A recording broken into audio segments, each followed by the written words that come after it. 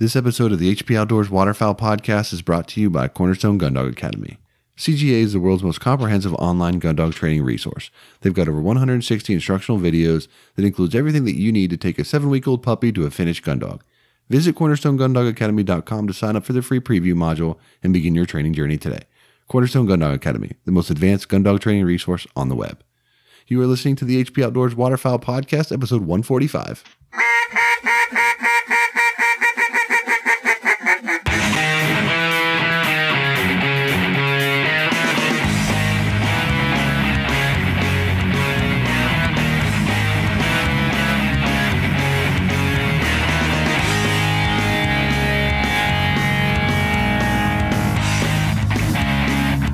This week on the show, we're talking about 5 things that you need to stop doing this year that's just a waste of your time.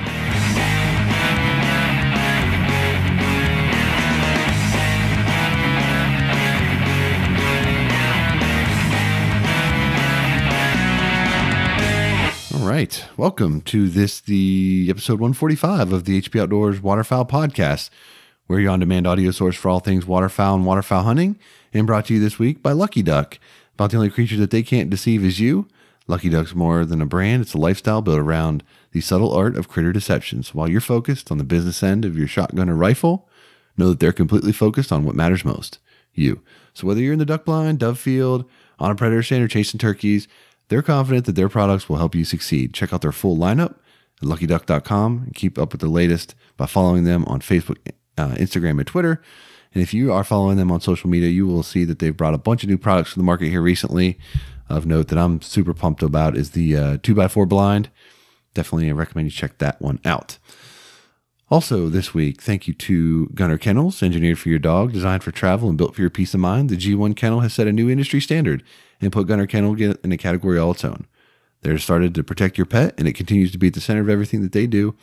And they're dedicated to building the best, safest pet travel crate on the market today, because man's best friend deserves man's best kennel. Check out their G1 series of kennels and accessories at gunnerkennels.com. Also, thank you to 737 Duck and Goose Calls for their original design, select grade components, superior sound, and unparalleled service.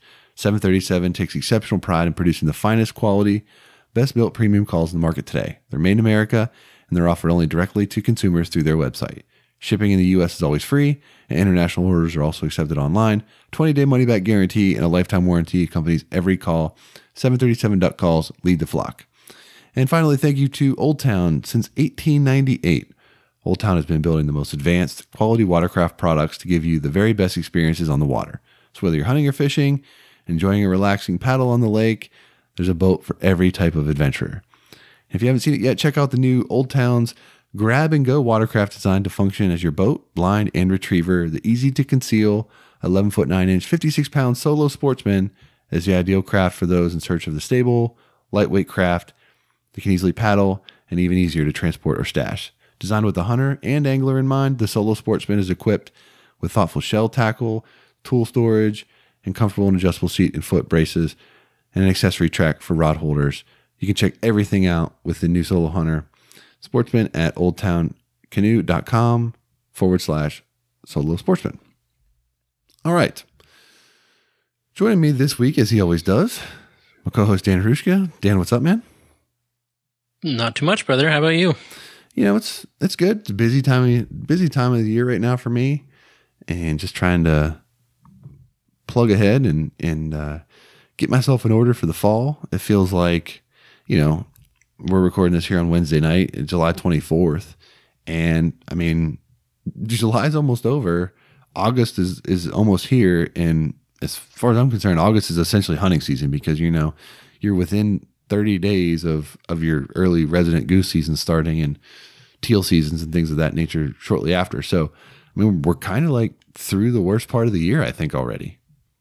Yeah. And I think the worst for me is August, when, North Dakota has the early season up there, and they start shooting geese and just they start piling up, and then you're like, all right, it's go time. But yeah, one thing for me this year that is different, and our longtime listeners have been through babies being born and all that. But I mean, a month away from sending my kids to kindergarten, 2 of them.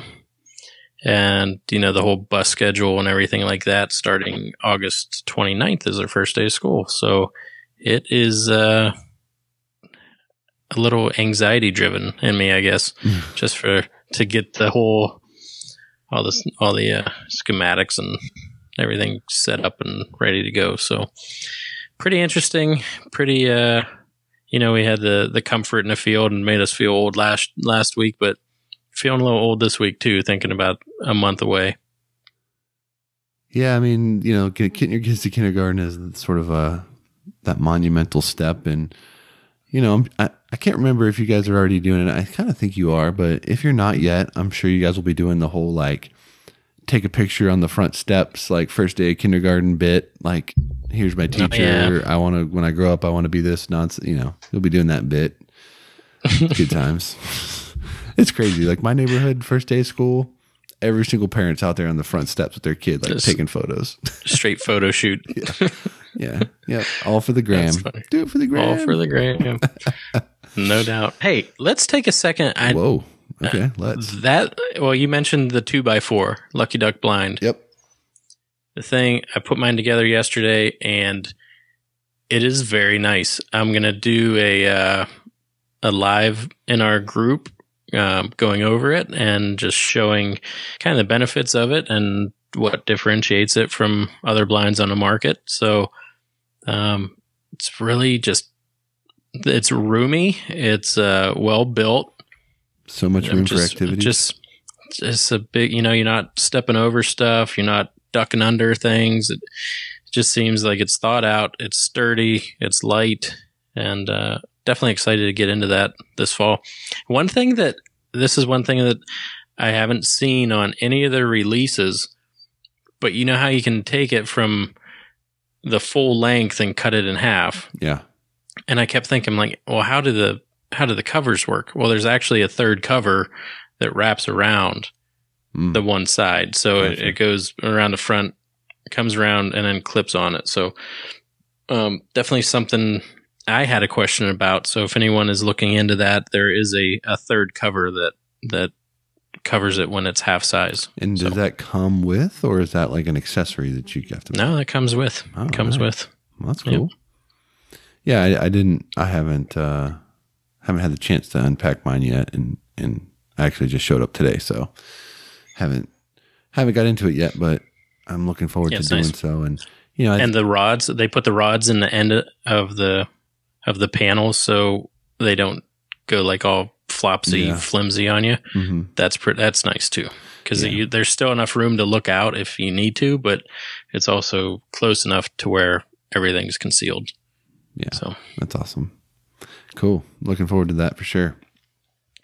And looking forward to this week's discussion because, this time of year is kind of always tough and interesting how we end up coming to the topics that we get to.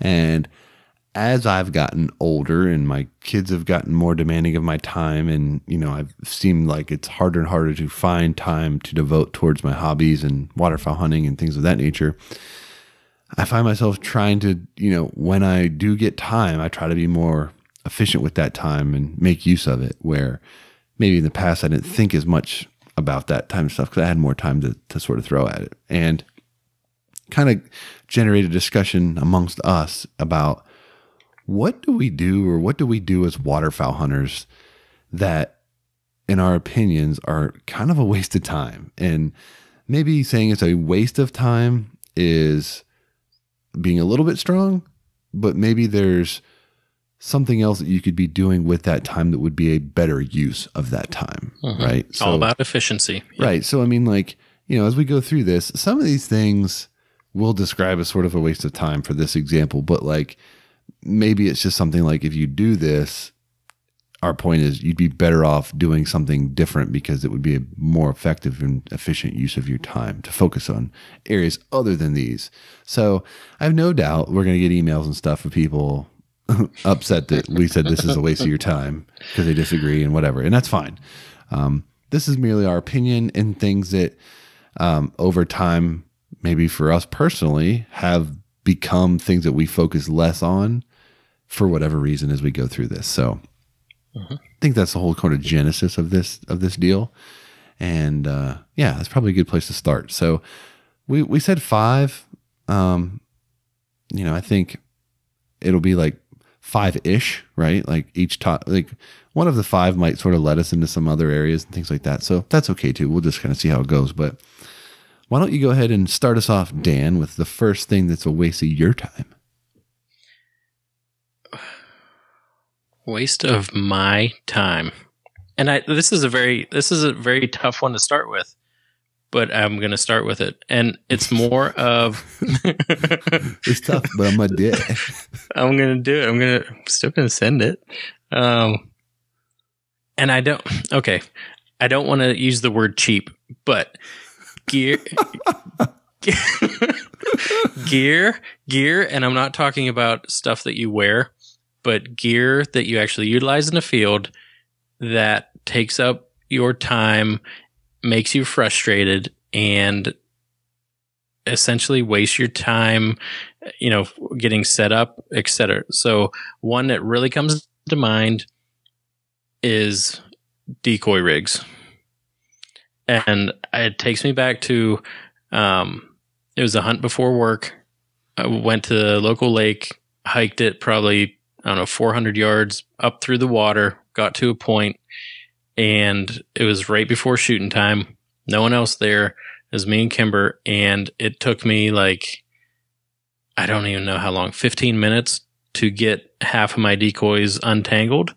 And by that time it was shooting light, birds flying, and I ended up throwing out, maybe 6 or 7 decoys. The other ones were so tangled that I just left them on a bank.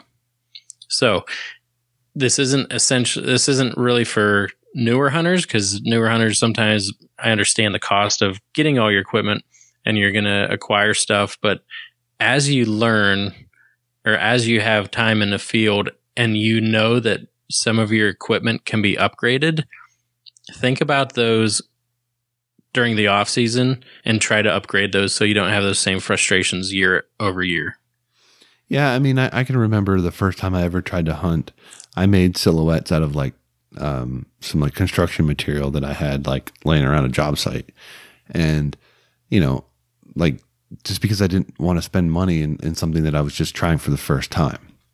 So if you're a new hunter, I think it's completely acceptable to buy the gear that you can afford.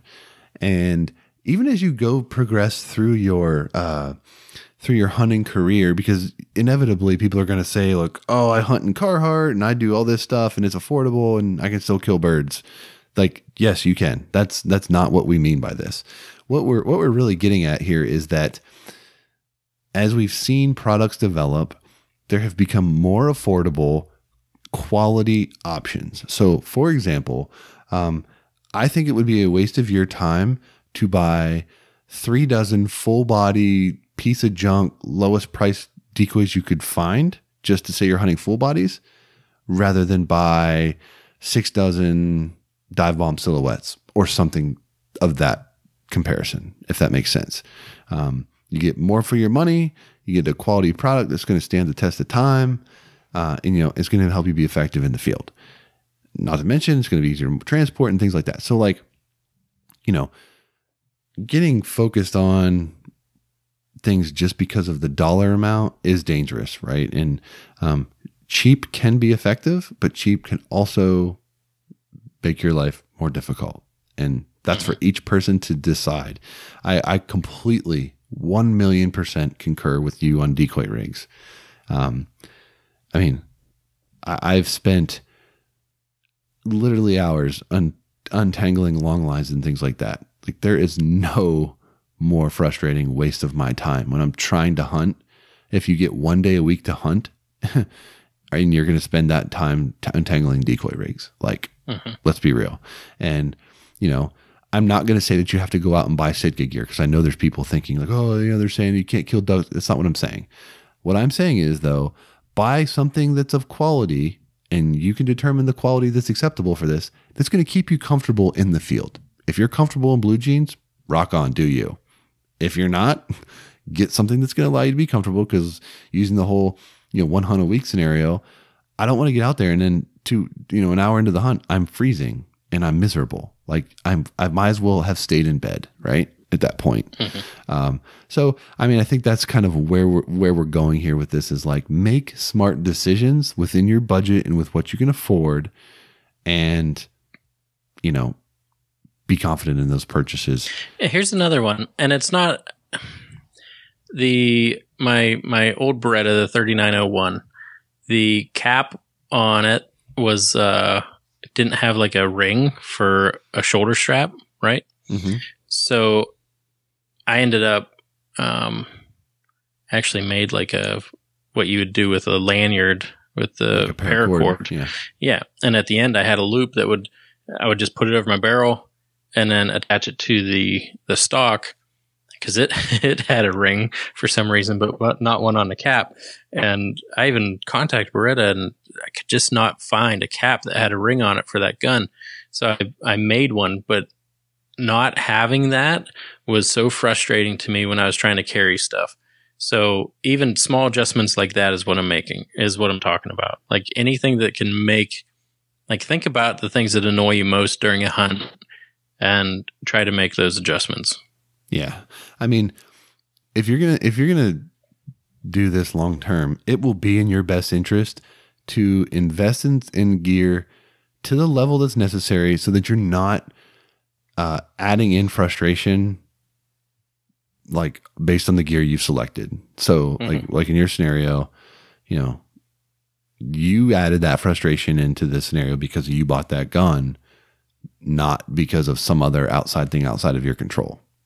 So, as an example, but again, I think buying what you can afford and looking at the quality of the gear that you're buying. So I use the example of, I would rather have 24 foam filled Higdon decoys instead of 6 or 8 dozen standard other companies' decoys that were cheaper, but I wanted more numbers.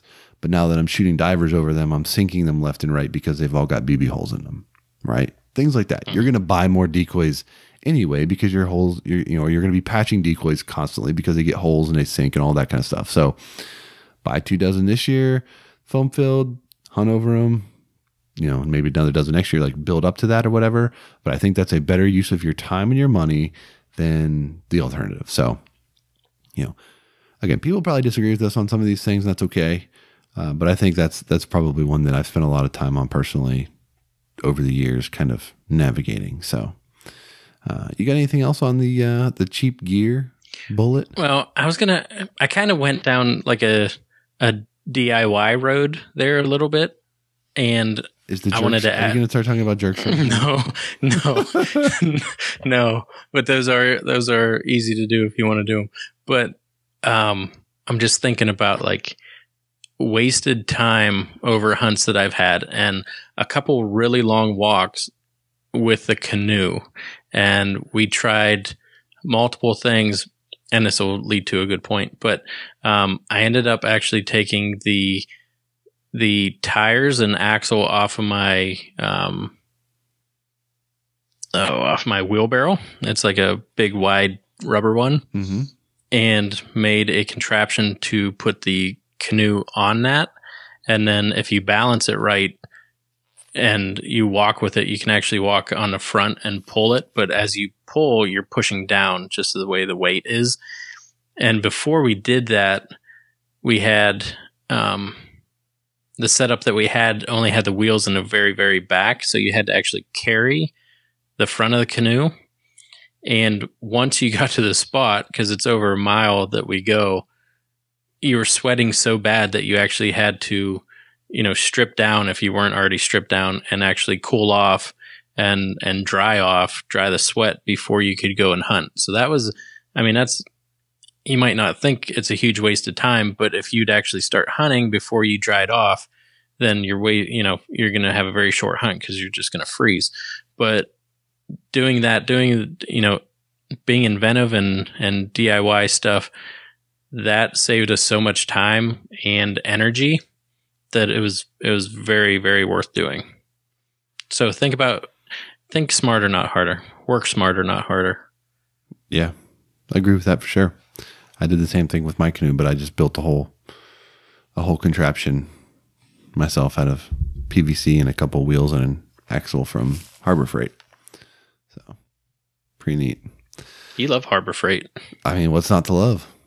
Just it's cost effective and it's good enough.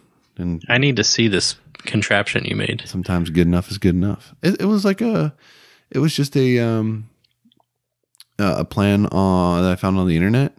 Basically, you had an axle across the bottom with two wheels, and then I put like PVC arms that come up off of it, and then two sort of lateral rungs where the canoe sits on. Like think of like bunks, kind of for a boat trailer.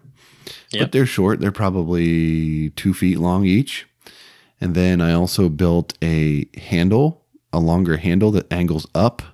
So what I could do with that was I could lift the canoe from the front by myself, grab the handle of the trailer, essentially, push it back like 3/4 of the way towards the butt of the canoe, and then drop the canoe right onto it. And it would give you that counterbalance where I wasn't having to carry the weight, and I could put my decoys and stuff right in the back on that trailer point. And then I just run a ratchet strap or something around the top and secure it up. And then I just pull her to the spot. Nice. Worked out really well. Used it for fishing and hunting, both. So, yeah. What did you do before that? I just drug it. And it was just a pain. Yeah. I mean, I never really drug it that far. I actually built that for fishing first, because most of the places I couldn't get my truck right up to the ramp. So I would need to have like my chair, my crate, my rods, and like my weight, my anchor kind of set up. And also I was using a trolling motor on the canoe with a battery. So that was a pain in the butt to carry. Always like multiple trips and everything. So like this gave me the ability to put it all in the back on one trip, and it didn't like kill me to carry it. So I think that's a good topic for another episode. What can you use from other sports and use it in waterfowl hunting? But we can talk about that later. Yeah, probably be into that. All right, let's get on to the second point here. What do you got? Okay, so this is my opinion. I guarantee people are going to disagree with this one. I think personally that people spend way too much time thinking about and talking about decoy placement and decoy spreads in general. I think that it's just something as hunters that like we are so passionate about the pursuit and the gear that we just get way down in the weeds on this. And, I always come back to, Sean Stahl, who we interviewed way back when. He's probably killed more geese than like half the people who listen to the show. And he talked about just the dump spread, right? You just dump the thing out, you stand up the decoys, and you hunt. And I was like, yeah, so much time is spent in the field staring at the decoy spread and like, looking back at the blind, and inevitably someone like runs over and grabs like two honkers and like slides them a little bit and sets them down. Like, oh yeah, that was it right there. Like that was like, that's the move that's going to kill more birds. Like, I'm just not buying that. I like the discussion. I think that there's general rules of thumb that are ideal that you're trying to do with decoys to get birds to react certain ways. But overarching, I think that there's just way too much time spent in that nuance. And I'm just kind of like, get them out there, get a general, a general idea of what you're trying to do, and just hunt. I think, if people, because oftentimes lack of confidence in the decoy spread leads to problems amongst the hunting group, right? Yeah. Birds come in, they flare. Oh, it's because the silhouettes were glaring, or you had too many birds in the kill hole, or there's too many sentry decoys, like, whatever. We didn't have enough feeders. I think that stuff's way overrated, personally. Again, I always come back to, they kill birds over like chopped up vehicle tires and floating milk jugs. Like, I just refuse to believe that they were like, oh, there's 30% centuries in that spread. I'm not going there. That looks like danger. You know what I mean? To an extent, I'm sure that there's some validity there. I just think it's one of those things that we probably devote a little too much time to, in my opinion. So I'm guilty of this, especially before opening day. I know. I mean, you just want everything to be perfect, right? But how often does it end up being perfect? Well, and how do you know what perfect is? I mean, right? Every single spread is different. Birds react differently. They land differently. They mingle. Like what's happening on the ground is nature. Like you can't 100% perfectly replicate that. So, like the time that you're spending to try, I'm just at some point you hit a point of diminishing returns. Did you say nature? No, I actually said nature at that time, not nature. Yeah, I agree. And, moving, it's almost like a joke for someone to go out and move decoys because every time you do, it seems like birds come in. So that's a fun part of it. But there does come a point that if enough birds land outside a zone or something, you probably do have to make an adjustment. So prior to that test being confirmed, I agree with you. Yeah, I mean the real test of birds coming in. Yeah, and I think a lot of that is I don't know. I just go back to when we're hunting in Kansas last year, and the amount of birds that were in the air. If a group didn't do it, it's not like we ran out and just started adjusting decoys because there was thousands of birds in the air.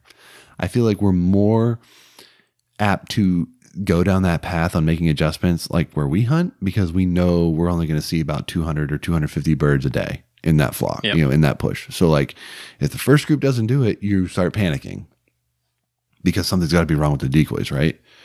You don't really know that until multiple groups are not doing it. And even then you still don't know for sure that it's the decoys that are doing it. I would contest that it's likely your concealment is probably the first thing I would look at, not the decoys. Mm-hmm. Because as we've seen, like if they want to be in there and they're comfortable going there, they'll find a way in there, right? I mean, they might not land right in the little kill hole that you're trying to get them into, but they'll work the spread. But while they're doing that, if they see you or they see you look up or you're not brushed in good enough, like that's probably when they're busting you. So maybe that's more of your better time instead of worrying about, I don't have the cat paw set up just right. I need to move this decoy. Maybe spend some time throwing a little extra brush on the blind or something like that. Why you always got to bring a cat paw into it? I just know it's a sensitive area for you. I do like the cat paw. All right. Yeah, no, I'm on board with that one for sure. All right, go to the next. That's a fun part of the. It's almost a fun part of the chess game, but there is a ton of overthinking. So I agree with you.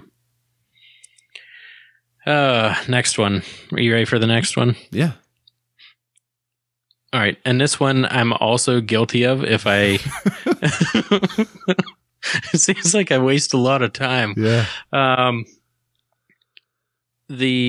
The old adage that you're going to hunt a spot because it has produced in the past and you have not scouted it recently. And you end up showing up to a spot and you get skunked or it didn't prove to be what you thought it would be in your mind. Yeah. I mean, I definitely agree with this one. But I think it warrants a little bit bigger I don't know what the word that I'm trying to say here is. It warrants a bigger discussion though, because, if you don't have the opportunity to scout during the week and you just want to get out and enjoy time in the field, that's fine. Go hunt wherever you want. Mm-hmm. And you may or may not kill birds. But if your goal is ultimately to have slammer hunts where you're going to kill birds and you're going to be confident showing up there that like you're on a big feed and then you're just going to get after it, the argument can be made that your day that you're spending in the field where you might get one or two is that time would be better spent on the road in your truck looking for birds and trying to find a new group that you might be able to get on that following weekend or whenever and actually have a really successful hunt, right? It's all about what you're looking for out of the hunt. But if your goal is limits and banger hunts, your time's better off probably scouting and trying to identify, a huntable group of birds. And maybe that's on the spots that, that you have access to. Maybe it's not, but, going to Old Faithful is going to work out sometimes, but it's definitely not going to work out every time. Mm-hmm. Yeah. And I think, like you said, the whole access thing comes and plays a huge part of it. This might be the only place they have. It might be a lease that they're paying for and they want to get the most out of it, even if you don't kill birds. So to you, keep after it and good luck. But if you have the opportunity to check out other spots and find birds, then it might be a waste of time to you to sit there and not see anything. To other people, that might be exactly what they need in their life. So tough call. Yeah. But again, in the spirit of trying to kill limits, as an example, limits, your time's better off scouting. I mean, scouting is such a pivotal part. Like it's hard to deny that if you're a serious waterfowl hunter, like where going out and, having incredible numbers of harvested birds, like it's hard to argue that there's anything more important than scouting. Right. I mean, that's kind of the big deal. If you're going to go out just to enjoy the outdoors, you can do that on your Old Faithful spot. You can do that on a trout stream. You can do that on a hike through the mountain. Like you can do that a lot of different ways. Mm-hmm. So again, it's not necessarily the same situation, although they both do kind of overlap a little bit. Yep. So, all right. So this one is admittedly kind of weird for me because I don't have a dog that I hunt, but I've just hunted with enough to know and have, heard people discuss this enough to know that it can be a waste of your time to hunt your dog before they are ready. And I think there's a couple reasons why this can be sort of a waste of your time. And again, we're using waste of your time as just sort of the headline here, but really, I think another thing you can say too, there's a difference between hunting your dog before they're not ready and taking your dog on a hunt. Yeah, right. I mean, having your dog in the field is one thing. That's not what I'm talking about. I'm talking about when you're in the field and your expectation is that the dog is going to perform as a trained gun dog would do. As an example, your dog would sit there and mark birds and wait to be sent. Where if your dog breaks when birds are landing in the decoys, it starts flaring birds and things like that. Not only is that going to make you unhappy, that's going to make people that you're hunting with unhappy.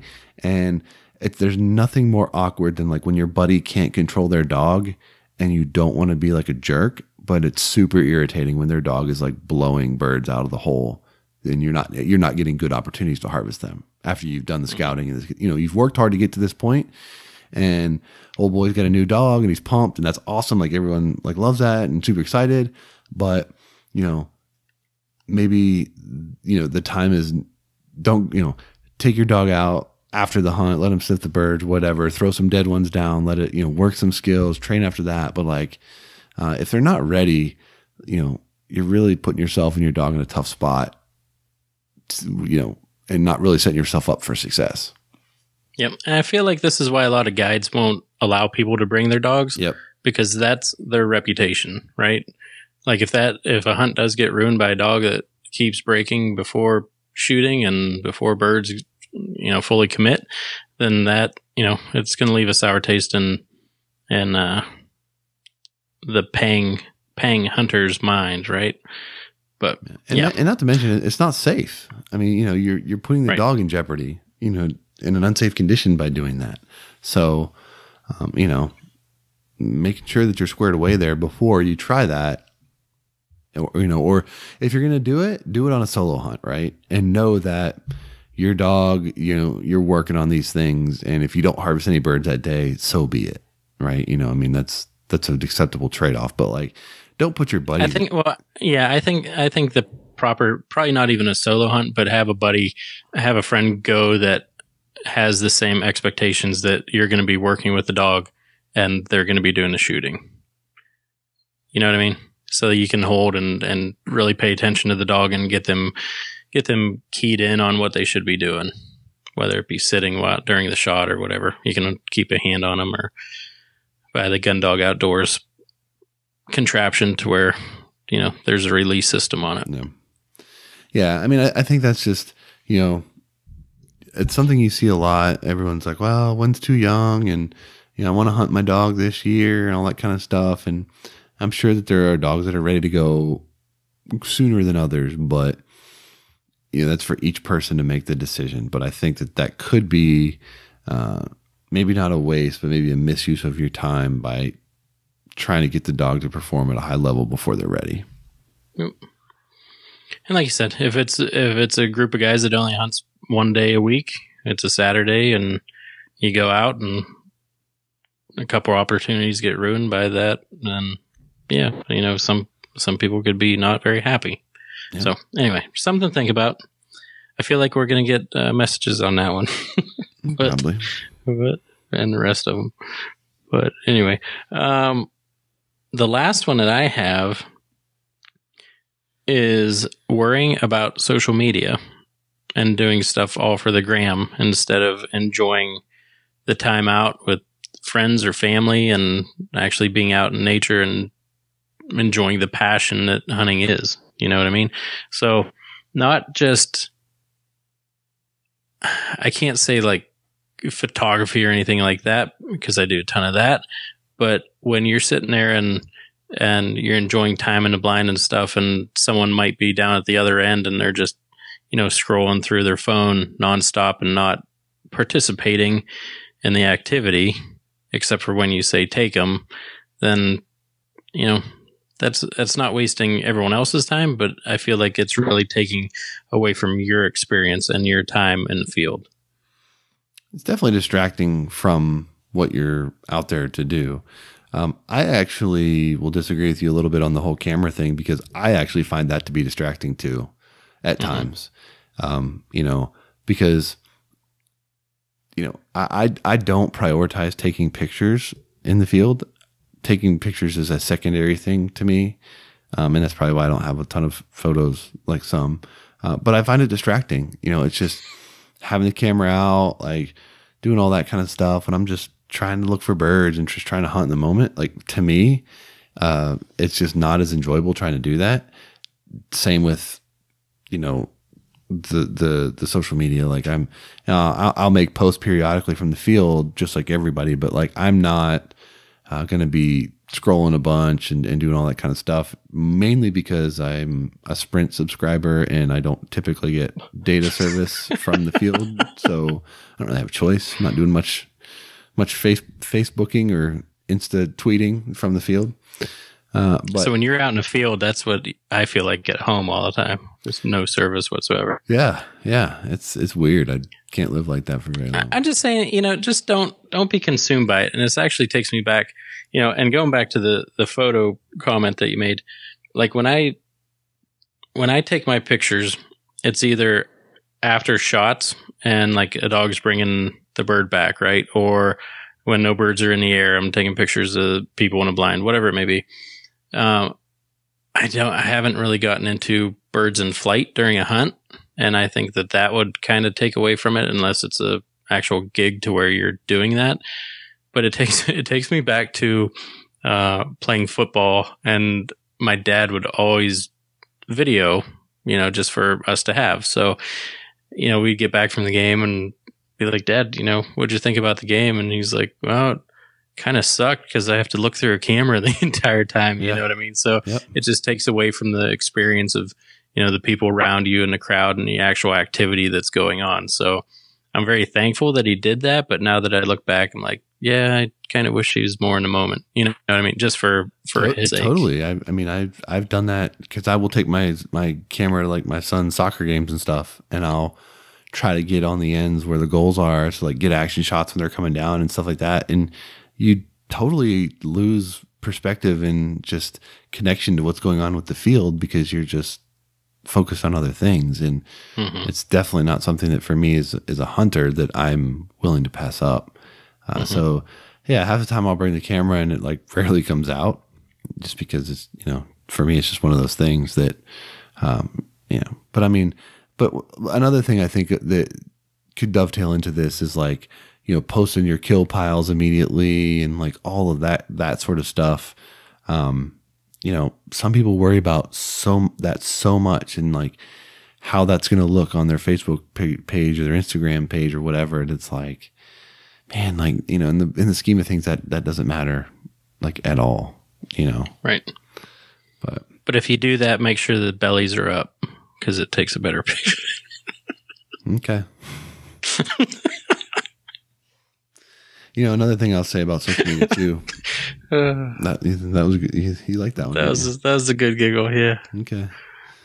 The other thing I'll say about social media too, not in hunting related, but it seems like a lot of people spend a lot of time posting on Facebook and all these other places, like trying to get opinions on shotguns and calls and all that kind of stuff. And I get it. Like, if you don't have access to a store that carries them or whatever, like you want feedback, you want people's opinions to, on the equipment. The problem with that is that you are getting just that, people's opinions, right? And you truly aren't going to know what's best for you because you're going to get what's best for them, right? They're going to tell you, I like this shotgun because of this. That call's the best because I use these because they're the easiest to learn on. Well, I can tell you everybody is different, and the mechanics of making a goose call do what it does does not change that much between call to call. I mean, the mechanics of what you're doing in your mouth is what you need to perfect. I can tell you right now, you can give any competition caller a reasonable goose call and they will make it sound better than I could make any goose call sound, right? Because they've got the mechanics down. Like for me, I'm more comfortable with certain types of calls than others. I would have not learned that by asking people that on the internet. Like I had to learn that by buying calls, finding out that I didn't like it and selling it and figuring out what works for me. Because ultimately that's just what you're getting. Like everyone's got bias, right? And well, here's the major question on that. Of those people responding, what is their how many things have they tested? How many shotguns have they shot? Right. How many calls have they called? What makes them an authority? How many? Well, I mean, if you say, well, these are the best waders ever, but they've only bought one brand of waders for the last 15 years, how do you know that? Right. And I can tell that's the thing that I'm thinking in the back of my head every time I see one of those posts. Well, buy this gun, it's the best. Well, okay. Right. And another thing too is people are more willing to talk extensively about a bad interaction or experience with the product than they are with the good. If you post, hey, what's your opinion on banded waders? You're going to get everybody coming out of the woodwork that's ever had a bad experience about banded waders, like giving you their opinion. You'll get far fewer people that say like, oh, hey, they were fine. And, it's the same thing as like when you look on online reviews. People cannot wait to go and destroy a company because they screwed something up with their product.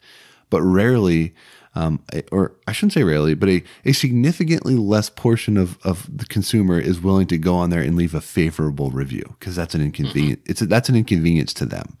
If they've been wronged by the product, it malfunctioned or whatever, they're already inconvenienced. So they're willing to let you know about it. It's an inconvenience to them to go and leave you a favorable review because you did something right. You know what I mean? So You have to gauge the information that you're getting in. And, sometimes you'll see, how it is. Like if you're in like 3 or 4 different groups, right? Like you're in our group and you're in hardcore waterfowl and you're in like what other, if someone goes in there and posts a question in all 4 of these groups, like they all come up right on the line in your timeline. So you can see that they're just pushing the same agenda, like in all these places. And it's like, at what point does that become enough and you have to just sort of jump in, right? Like I understand, finding, but I mean, you could probably take a pretty decent stab and find some quality calls. Now, I understand that it's expensive to do that. And, not everyone can just go around and buy a bunch of calls. And I didn't either. When I was first getting started, I started what I could afford. But someone said this in our group today. I think it was Wade said this, and I think he's spot on because it happened to me. When you're first starting to call and you buy that cheap, zinc power clucker or whatever it is that you get, and if you're not getting either the progress or getting the sounds out of it that you think you should be, you will absolutely doubt the quality of the call and attribute some of your lack of progress or development to the call. So there's something to be said where if you get the higher end, if you get an acrylic call, for an example, that takes the excuses out of it, right?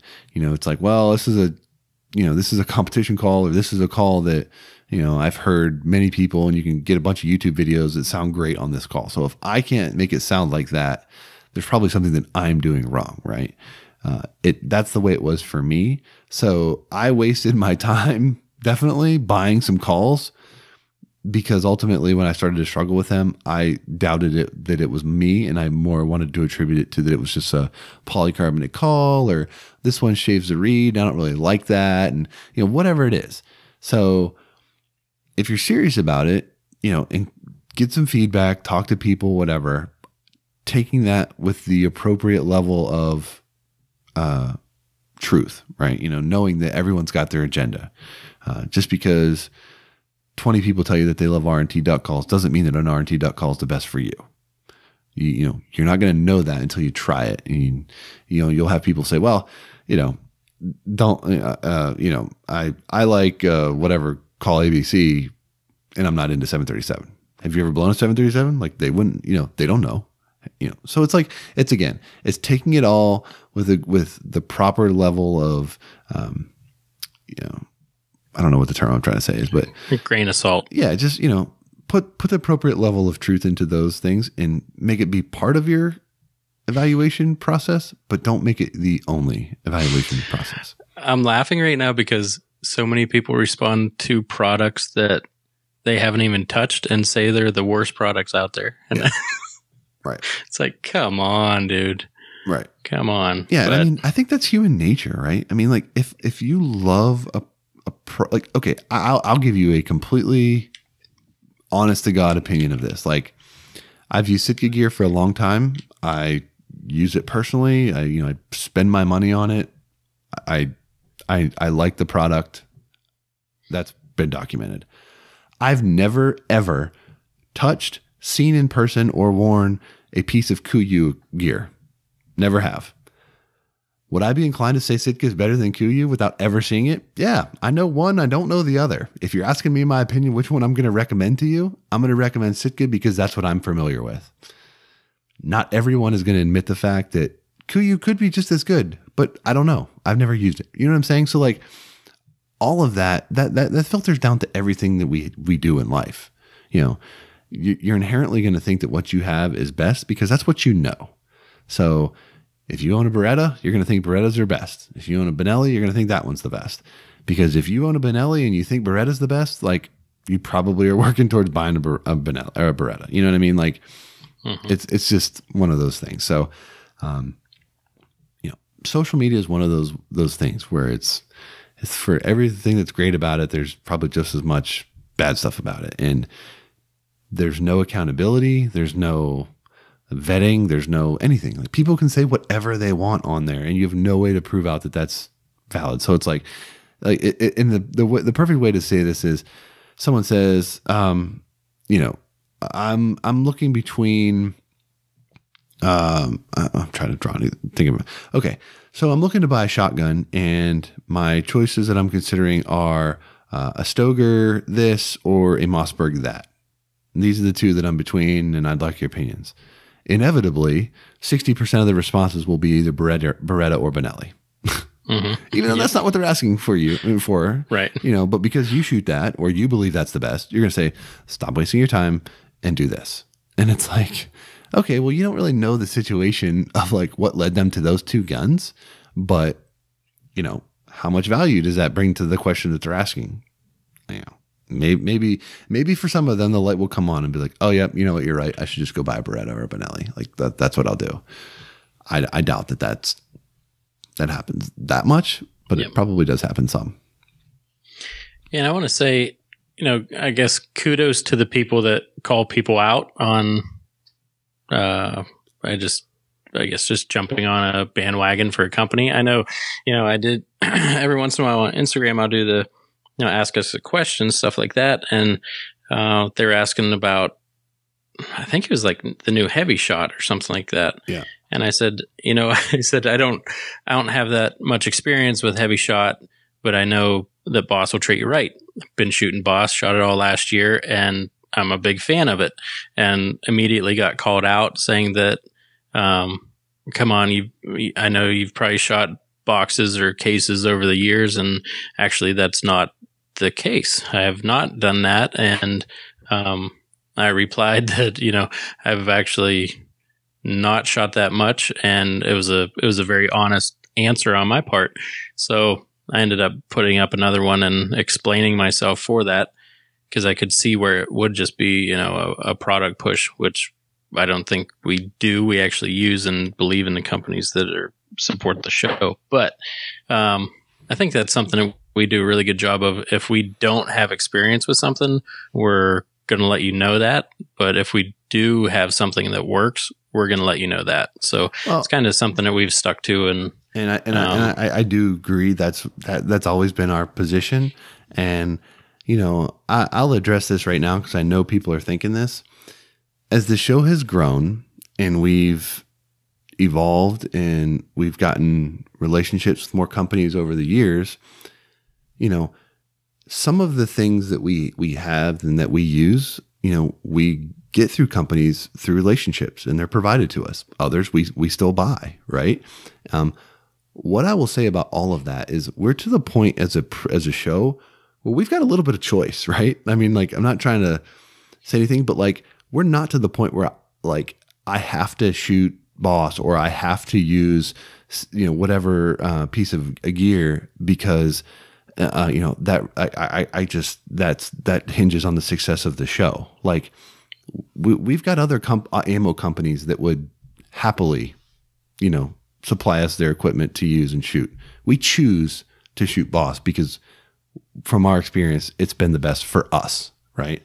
So the same would be true with anything. We choose to blow 737 duck and goose calls because we think it's a quality product. They're great people. They're the same, we could form relationships with any number of other duck call companies. And there are other fantastic call companies out there. That's not the point of this.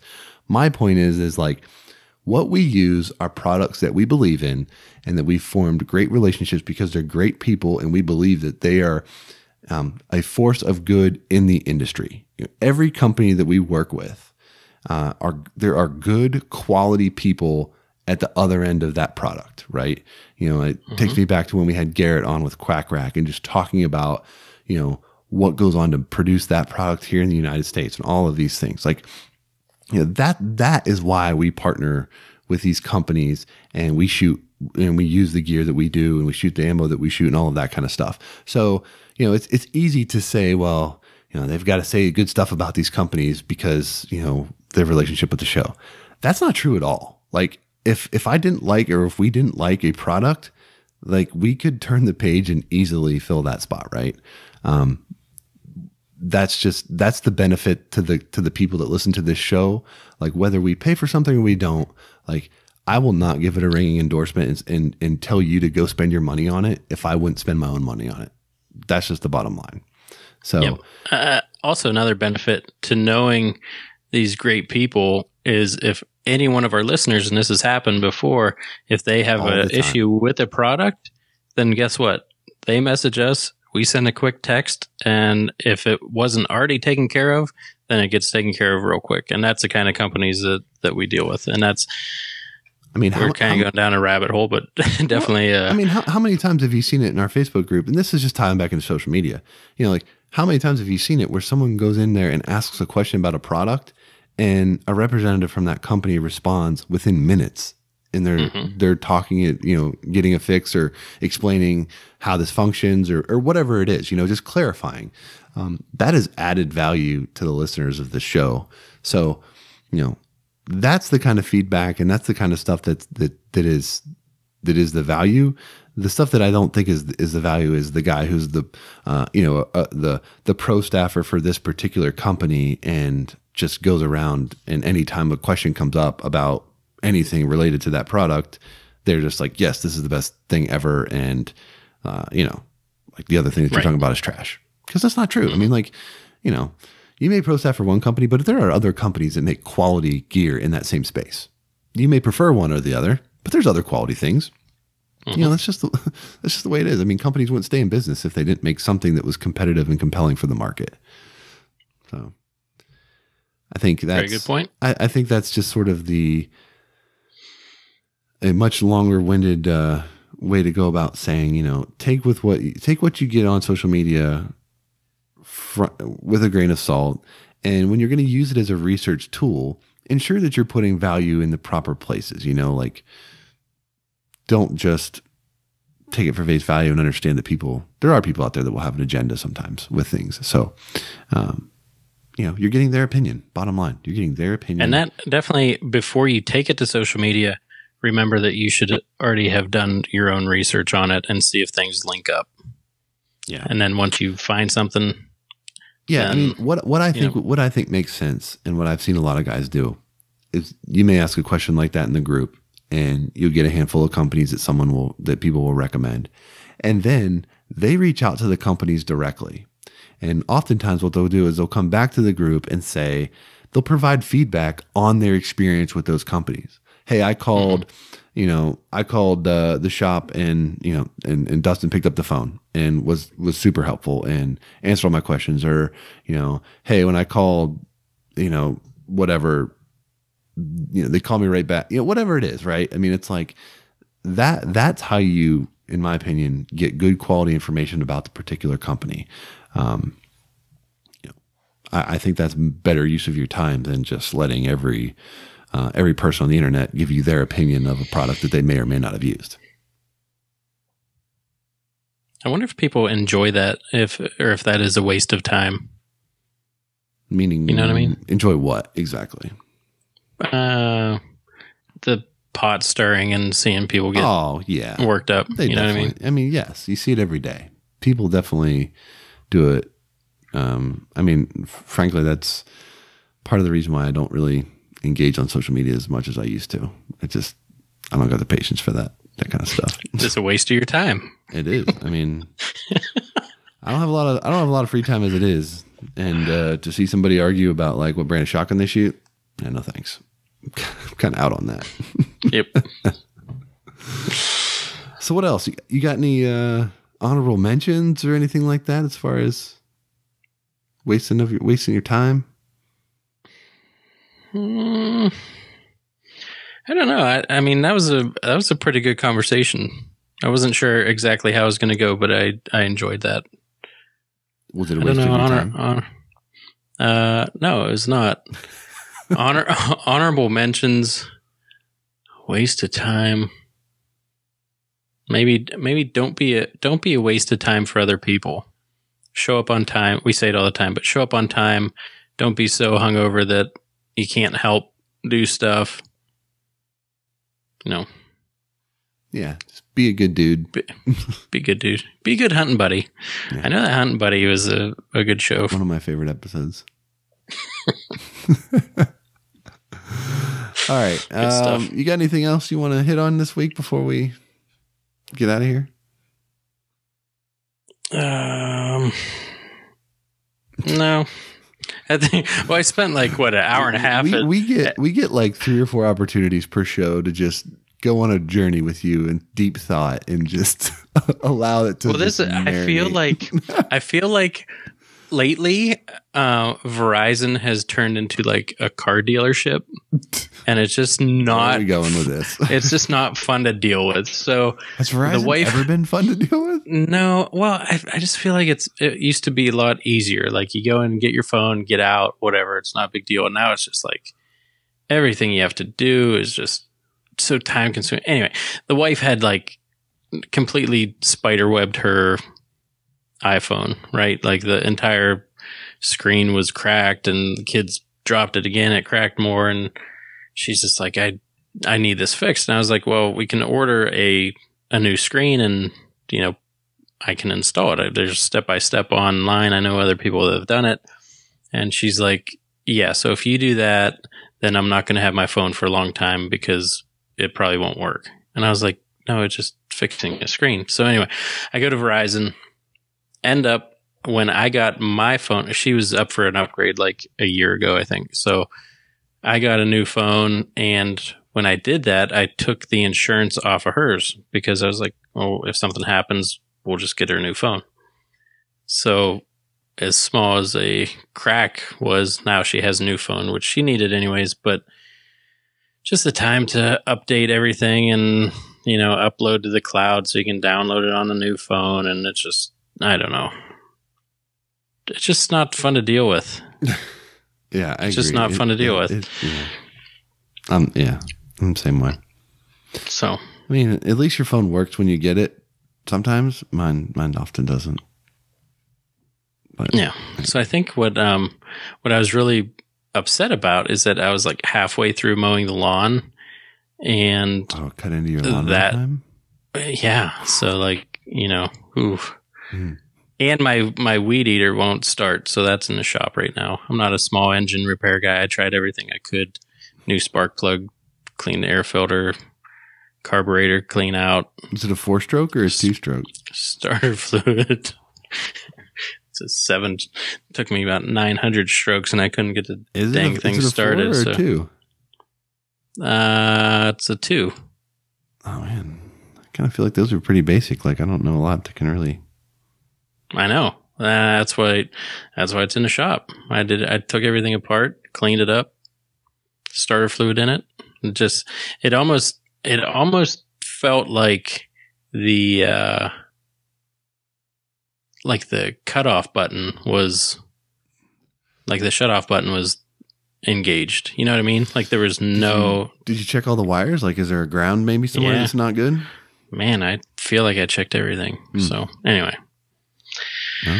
So I feel very incomplete. That's like one thing I enjoy doing, making the yard look nice and weed eating and mowing. And when I can't do that, then I just feel get like a shell of yourself. Yeah. That's where I'm at. I know you like to mow at night and turn the lights on. Dude, so I'm actually considering going out. It's 11:17 and I'm feeling like I should go and finish mowing right now. Are you going to do that after you get back from Walmart? I mean, I'm sure there's a Walmart run coming tonight. Right? I don't need anything from Walmart. Nope. Okay. Surprising. Yeah. I haven't had one all week. Oh, you're so due. Tomorrow. I know. It's got to be. Got to be tomorrow run. All right. Well, I think we're officially derailed enough. Anything else that you feel? Anything else do you need to vent? Do you need to talk about anything? No, not at all.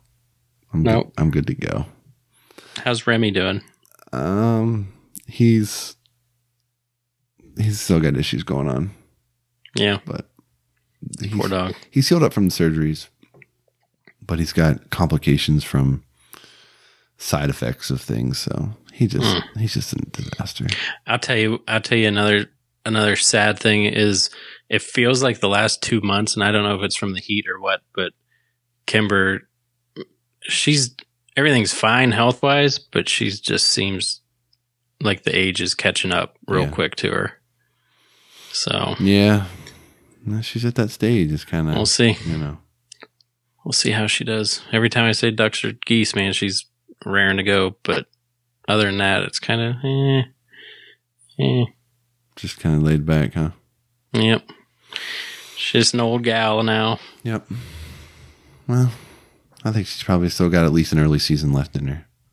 Yeah, for sure. So, all right. Well, on that depressing note, let's go ahead and wrap this one up. But before we do, I again want to take just a minute to thank the companies that support this show: Lucky Duck, Gunner Kennels, 737 Duck and Cooks Calls, Old Town, and Cornerstone Gun Dog Academy, the world's most comprehensive online gun dog training resource.